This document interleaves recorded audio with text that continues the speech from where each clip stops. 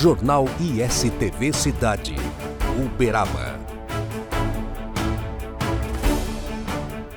Estamos de volta com o ISTV Cidade, noticiário da família uberabense, hoje para falar aqui sobre um problema que eu tenho certeza absoluta aflige e afeta diversas famílias uberabenses. Nós vamos falar sobre direito imobiliário, as questões, as dúvidas que surgem sempre em relação a esse quesito. Aqui ao meu lado, Jorge Alberto Vaz Carvalho. Eu tenho que falar assim o nome completo porque são vários ramos da família, muita gente conhece o Vaz e o Carvalho. Está aqui ao meu lado. Muito obrigado, Jorge, por aceitar o convite e participar conosco. Eu que agradeço o convite da televisão e vamos tratar de um ramo muito importante do direito que poucas pessoas têm orientação sobre este assunto. Principalmente em relação a quem vai locar um imóvel para sua moradia habitual. É verdade. Eu queria que você primeiro, Jorge, falasse um pouquinho para nós da sua história. Você é um rapaz muito jovem, tem idade para ser meu filho. Quantos anos você está?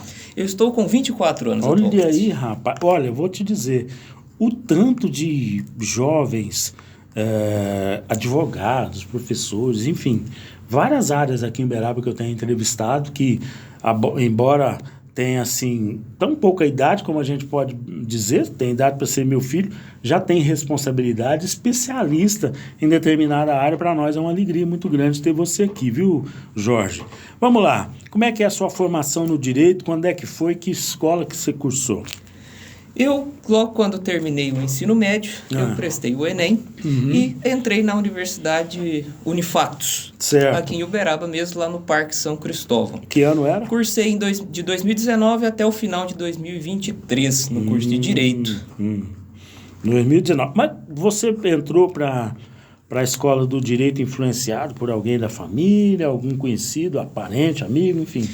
Eu comecei o curso de Direito por uma escolha pessoal minha, por paixão à área mesmo.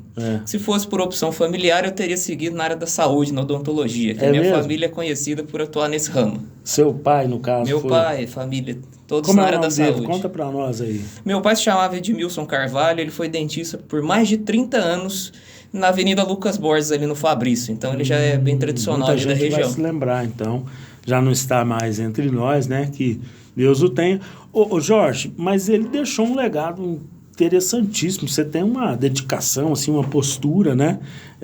Na área do direito que eu fiquei impressionado. Você tem muito talento, é um jovem que está sempre estudando também, né? Eu tenho a impressão. Você está sempre pesquisando. Não podemos parar de estudar momento algum. É mesmo? O advogado que para de estudar e de se atualizar, ele fica para trás e ele prejudica o cliente e quem o procura. É verdade, é verdade. Não só, né, nessa área do direito, a gente sabe muito bem, hoje em dia, com tanta tecnologia, a gente tem que se atirar mesmo aí nos livros. E como é que está a sua área acadêmica? Você tem feito algum curso depois da graduação? Tem pretensão de fazer? Conta um pouco disso aí. Eu pretendo, no ano de 2025, começar a minha pós-graduação.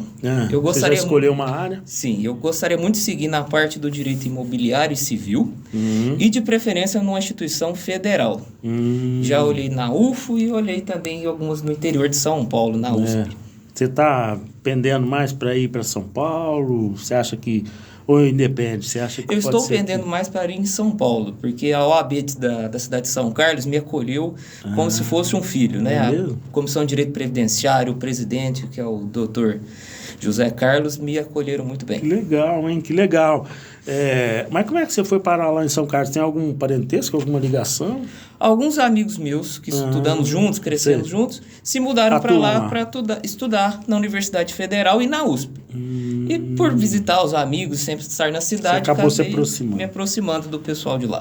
Legal. Boa sorte para você. Não faz mais que obrigação profissional ser sempre atualizado, mas quando a gente vê alguém que se dedica, né, assim, de forma espontânea, né, por conta própria, a gente fica muito admirado e, claro, dá todo o apoio. Agora, eu quero conversar aqui com o Jorge Alberto sobre algumas questões, né, que têm surgido aí no ramo do direito imobiliário. E eu já vou começar perguntando para você o seguinte: quais são os direitos principais, evidentemente, né, direitos e deveres do locador e do locatário num contrato? No contrato, primeiramente, o Brasil tem uma lei específica do inquilinato, que disciplina essa relação, inclusive os termos do contrato. Certo. Mas, por alto, os principais deveres são: o locador tem que entregar o imóvel em condições de habitação, funcionando, com segurança, com portão, com fechaduras funcionando. Tudo em ordem. E o locatário, o principal dever dele é fazer o pagamento em dia e informar ao locador, seja imobiliário ou proprietário, a situação do imóvel. Certo. Vou dar um exemplo. Estourou um cano, uma boia da caixa d'água. Entendi. Obrigação do locatário informar isso, comunicar. Rápido, mais rápido Mais puder, rápido né? possível. Hoje em dia, com a tecnologia, o uso de WhatsApp, mensagem de texto, facilita muito essa relação. É verdade. E olha, é bom você seguir essas normas, essas regras, essas dicas que o Dr. Jorge Alberto está dando aqui para você evitar dor de cabeça, né? Outra pergunta aqui que sempre surge, que eu quero fazer para você. Quais são as principais vantagens e desvantagens do chamado seguro-fiança? Que é uma coisa relativamente nova, mas que vem crescendo bastante, né? Que é uma forma de garantia em contratos de locação residencial, por exemplo. No decorrer do século XXI, a gente vem observando que a figura do fiador, que é a mais tradicional e conhecida, ela vem diminuindo bastante. Porque o fiador exige muita responsabilidade da pessoa, exige que ela tenha bens, exige um dinamismo financeiro maior. E já o seguro-fiança, ele vem para ajudar as partes a alocar um imóvel. Vamos supor que você é um universitário, vem para uma cidade distante da sua família, que seu pai também mora de aluguel, que esteja fazendo um sacrifício para te trazer. Você pode contratar um seguro-fiança de uma seguradora responsável, que tenha todos os atendimentos legais, para ser a fiança da sua locação. Certo. E ele traz uma vantagem muito grande, é o dinamismo dessa prático. segurança. É prático, é bom para o locatário, que ele tenha a sua locação assegurada. Se ele passar um problema financeiro emergencial, problema de saúde, o seguro vai cobrir a locação, ele não vai correr de ser despejado ou notificado. Certo. E para o locador também, ele pode locar com toda a segurança de uma grande empresa de seguros, estar assegurando aquela locação. Certo. E com toda a segurança necessária de notificação, aviso prévio. E ele só tem uma desvantagem prática. O locatário, além do aluguel, ele tem de pagar uma mensalidade para a seguradora. Não tem vida fácil, né? Não tem almoço grátis, não como tem dizemos. almoço grátis. Mas essa mensalidade costuma ser bem barata e muito inferior ao aluguel. Geralmente pode parcelar no cartão de crédito, boleto bancário, então dá para contornar esses valores. Né? Tem lá suas vantagens e tem também, claro, o seu ônus, seu custo, mas eu acho que o custo-benefício aí no caso é interessante. Vou alugar um imóvel, outra pergunta aqui. Vou alugar um imóvel, sou responsável pelo pagamento do IPTU, doutor Jorge Alberto? Se estiver expresso no seu contrato de locação, sim, você é. Mas, se não estiver nada expresso em contrato, a responsabilidade do pagamento do IPTU é do proprietário do imóvel. Certo. Isso é bom ficar claro. Se você está alugando um imóvel, pegue o seu contrato, leia com calma, para saber se você tem ou não essa responsabilidade. Na dúvida, consulte o advogado da sua confiança, não é? Sim. Outra pergunta aqui, quais são as cláusulas consideradas abusivas, as principais, né? Algumas delas, num contrato de locação residencial? Geralmente, o contrato de locação, existem algumas cláusulas que são abusivas. Para identificá-las, leia o contrato com atenção, mas os principais que mais aparecem no dia a dia do escritório despejo imediato, sem prévia notificação, liberdade do proprietário ou locador imobiliário adentrar o imóvel sem a prévia notificação, não respeitando a sua privacidade, colocar no contrato que você não pode ter certa opção religiosa ou sexual, isso é muito abusivo, e multas excessivas de valores que não compreendem os valores do aluguel e a proporcionalidade. Se você tiver alguma dúvida em relação a isso, não conseguir identificar, procure um profissional da sua confiança que vai ler o contrato com atenção. E se você não tiver condições para isso, financeiras, o PROCON também pode te ajudar nisso com toda a clareza. Maravilha, é bom você falar isso, porque eu estava até me esquecendo que o PROCON também, nessa relação aí de consumo, né, que a imobiliária acaba fazendo com o locatário, é perfeitamente oportuno, né, em caso de dúvida, você procurar o PROCON. Sim, né? Um ponto interessante a se dizer um contrato de locação não é um contrato de adesão. Então, o locatário ele tem liberdade de sentar com a imobiliária, de levar esse contrato antes para um profissional da sua própria confiança para analisar, antes de fazer a assinatura. É sempre procurar a negociação, a conversa amigável. É o melhor caminho que nós temos para resolver essas soluções. E como é que o locatário pode identificar e contestar se houver ali uma cláusula abusiva? Para contestar, ele pode sentar com o departamento jurídico da imobiliária ou com o próprio corretor de imóveis que fez com ele e demonstrar que essa cláusula é abusiva e falar que não está de acordo com ela. Se caso a imobiliária ou o proprietário esteja irredutível em negociar, é recomendado que ele procure um profissional da confiança dele para ler esse contrato, especificar todas as cláusulas que não são possíveis de ser adimplidas, que são abusivas, que estão em contrário à lei do inquilinato, para que ele tenha essa barganha, poder notificar antes a imobiliária extrajudicialmente, antes de ir para o combate. Eu acredito que o combate judicial ele deve ser a última instância. Claro. Toda e qualquer negociação administrativa é mais barata e mais segura para as partes. É verdade, mais vale um acordo que uma boa demanda, né? O que é o uso capião? É outra pergunta também que tem sempre. E como é que ele funciona? Como é que funciona esse processo legal, doutor? O uso capião é uma forma de aquisição da propriedade imóvel ou móvel, através do uso para consigo mesmo, né, no dia a dia. Se você mora num imóvel e tem intenção de ser proprietário daquele imóvel, trata aquilo como se seu fosse e é apresentado como dono, os seus vizinhos veem você como dono daquele terreno, daquele imóvel, daquela fazenda, você tem o direito legal de fazer um processo judicial chamado uso capião. Desde 2015, com o advento do CPC, o uso capião não tem um procedimento especial para ele mais. Então, ele segue um processo judicial isso normal. Eu queria perguntar aqui, quais são os requisitos, né, para que a pessoa possa reivindicar esse uso capião aí de uma propriedade, né? Existem várias modalidades de uso capião, mas os principais requisitos que abrangem todas elas o que a gente chama no direito animus domini, que é vontade e ser visto como dono. Entendi. Posse mansa e pacífica, ou seja, você não pode ter um processo judicial de despejo, uma coisa litígio ali, né? Um litígio que seja administrativo sobre aquele imóvel. E usar aquele imóvel por um determinado período de tempo. E esse tempo varia de 5 a 15 anos, dependendo da modalidade que for escolhida. Tá certo. E aí vem uma outra pergunta que vai mais ou menos na esteira dessa explicação sua. O proprietário do imóvel não me cobra aluguel há mais de 6 anos, uma hipótese, e eu posso entrar com uso capião nesse caso? Em tese não pode, pelo seguinte ponto. Se você é locatário, você está morando de aluguel, você tem um contrato de locação que seja verbal, você não tem o principal ponto do uso capião, que é portar-se como o dono fosse. Entendi. É visto até como uma liberalidade do proprietário do imóvel não fazer essa cobrança do aluguel, mas a qualquer tempo que ele queira, ele pode está retomar no direito. Ainda mais se tiver um contrato escrito entre as partes. Tá aí a dica. Ó. Se você tem um imóvel e não pretende que esse imóvel entre nessa questão aí do uso capião, tenha sempre ali o contrato bem feitinho, né? Assinado, que também evita dor de cabeça, né, doutor? Sim. Eu posso alugar o meu imóvel que está financiado, doutor Jorge Alberto? Sim, pode. Ou inventariado, por exemplo? Sim, pode, desde que você tenha a propriedade dele, esteja com todas as regularizações daquele imóvel, você pode sim alugá-lo.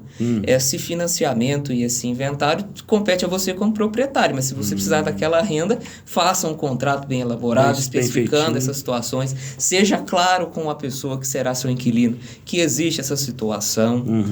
Procure um profissional qualificado para fazer o seu contrato, quando tem essas especificidades. Por quê?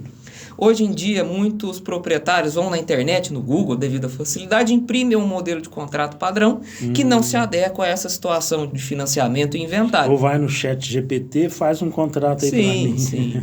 Então, quando o seu imóvel tem essa peculiaridade, procure um profissional, não faça sozinho, porque senão isso pode te causar um litígio no futuro, algum problema junto ao agente financiador, que a gente pode evitar essa dor de cabeça só com algumas cláusulas simples. É verdade, é o que dizia minha avó, sempre quando você pode evitar uma dor de cabeça, né? Antes de você ter que tomar aquele mundo de remédio, evita, né? Uma última pergunta aqui para o doutor Jorge Alberto. O contrato de locação venceu, o proprietário não fez a renovação. Posso desocupar a qualquer momento sem pagar a danada da multa?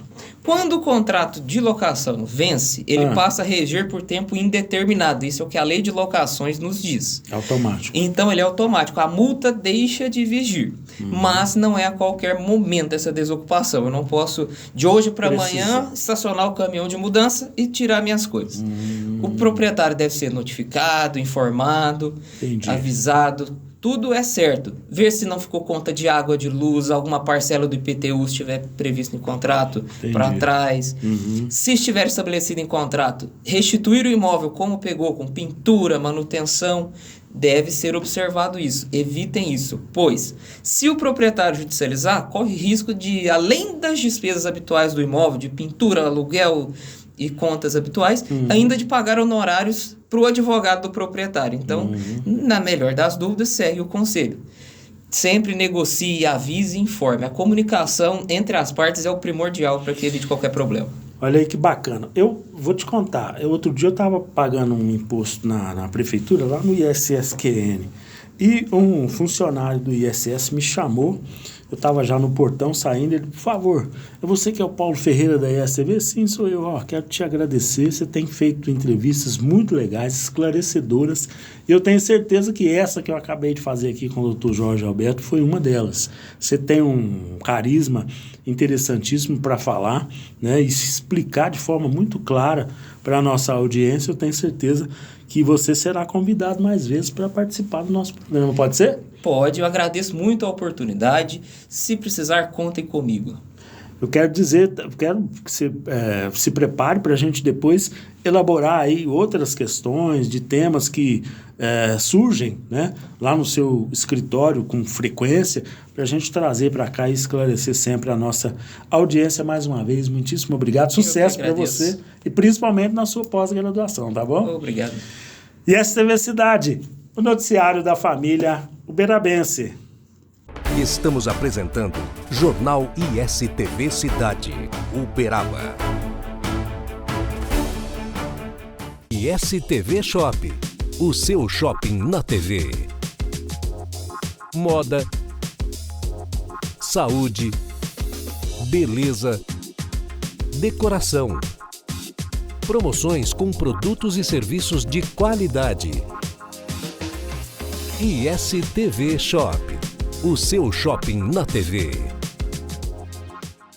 Sabe aqueles momentos com a família, sentados à mesa, momentos que nos fazem bem, que nos fazem felizes? Para acompanhar uma prosa boa, tem que ter Café Silva. Café puro, direto da roça, produzido com tecnologia sem contato manual. Para uma qualidade diferenciada, deixa a gente fazer parte desses momentos da sua vida. Telefone 034 991 59 39 39, atendendo toda a região.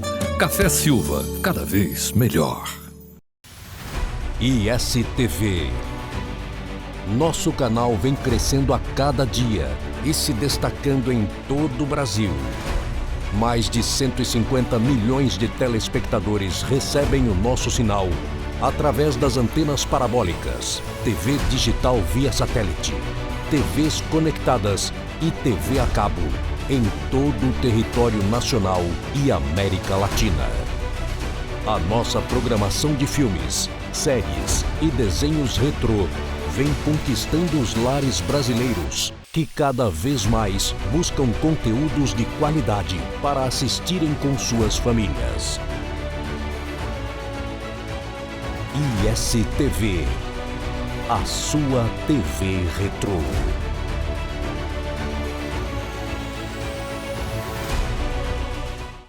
Voltamos a apresentar Jornal ISTV Cidade, Uberaba.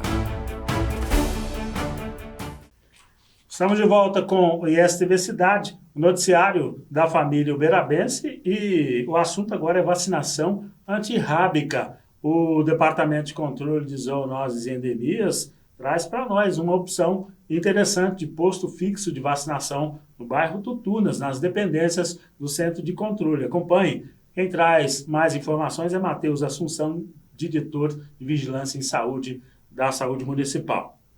Justamente, a vacinação antirrábica ela é uma medida de saúde coletiva, tanto para o ser humano quanto para o animal. A vacinação ela visa proteger o animal do vírus da raiva e evitar a transmissão do vírus do animal para o homem, porque é uma doença zoonótica. E o Departamento de Zoonoses e Endemias vem realizando essa campanha durante todo o mês de julho e agora também no mês de agosto. Então a gente tem um ponto fixo aqui no departamento, na Avenida Tutunas, funcionando de terça até sexta, até às 8 horas da noite, até às 20 horas, com horário estendido, justamente para facilitar o acesso da população, e também aos sábados até às 15 horas e ao domingo até o 12:30. Qual que é a expectativa da Secretaria, enfim, do controle de zoonoses em relação a esse comparecimento? O que a família, a pessoa, o tutor, né, desse animal tem que se preocupar ao vir para cá, o que ele precisa trazer, enfim, os procedimentos, né, até de segurança, dependendo do tamanho desse animal. Sim, a vacinação é para cães e gatos. O que a gente recomenda e pede para a população é os gatos trazer na caixinha de transporte para gerar segurança, vai encontrar aqui outros animais no departamento ou nos diversos pontos pela cidade, e aí pode gerar ali um transtorno, o gato fugir, e o cachorro trazer sempre na coleira e, se for necessário, utilizar a focinheira também para garantir a segurança dos nossos servidores e da população que está ali fazendo a vacinação do seu animal de estimação. Damos um pouco de assunto porque Matheus Assunção, da Vigilância em Saúde, traz informações sobre o levantamento do LIRA, o levantamento do Índice Rápido de Infestação do Mosquito Aedes aegypti de combate à dengue. Confira. O enfrentamento à dengue ele é realmente muito importante e ele é um enfrentamento contínuo, ele tem que ser realizado o ano todo, e agora no começo de agosto a gente inicia o LIRA para a gente ter um parâmetro pelos próximos meses de como que está a situação em Uberaba. Então a gente vai visitar aproximadamente 7 mil imóveis durante esse período para verificar se a gente está em alto, baixo ou médio risco de uma infestação do mosquito da dengue em Uberaba, e a partir daí adotar as medidas que forem necessárias, identificar os bairros que estão com maior incidência e direcionar as ações do serviço público para essas localidades. A atenção da população e também a cooperação, né, a colaboração do público, da população, é importante nesse trabalho. Muito importante. O trabalho, o poder público, ele está aqui fazendo o seu papel. A gente realiza 100% das visitações nos imóveis, faz a orientação da população, vai nas escolas orientar as crianças, os adolescentes. Então, o poder público tem feito o seu papel. Mas o enfrentamento da dengue não depende só do poder público, ele depende também da colaboração da população. Em receber o agente de combate a endemias, que é uma ferramenta das mais importantes para o enfrentamento, e também fazer o seu papel, tirar 10 minutinhos ali na semana, fazer o descarte adequado dos materiais inservíveis, lavar o bebedouro animal, que é um grande foco, fazer a troca, fazer a higienização desses bebedouros animais, justamente para gerar também uma medida de proteção coletiva para a saúde da população. Matheus, como é que está a situação hoje em relação ao controle da dengue, né, do ponto de vista da vigilância em saúde? A gente vem numa decrescente do número de notificações, justamente também pelo fato dos agentes estarem trabalhando. Isso é um aspecto diretamente relacionado ao trabalho do Departamento de Zoonoses, que consegue fazer as visitações, consegue entrar nos imóveis e consegue prevenir também, gerando a conscientização. Então a gente vem numa decrescente do número de casos e espera manter assim até o final do ano e também no período de chuvas.